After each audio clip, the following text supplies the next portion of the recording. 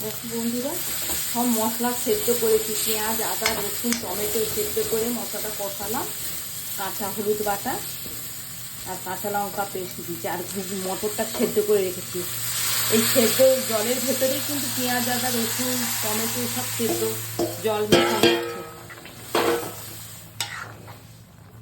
আর এবার ওপর থেকে দেব এই আলু সেদ্ধ করে রেখেছি।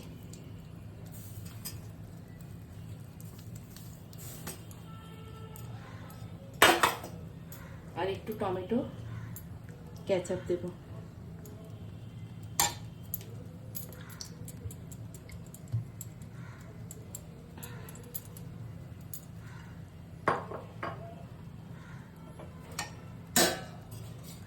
আর এই রোস্টেড গরম মশলা আর জিরে তেজপাতা গুঁড়ো।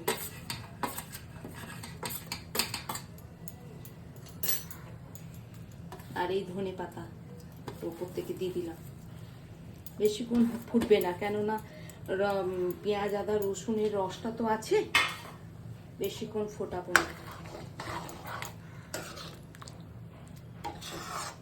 এইরকম ঘুগনি বানিয়ে রুটির সঙ্গে মুড়ির সঙ্গে খেতে ভালো লাগবে বেশি। লুচিও চলবে, পরোটাও চলবে।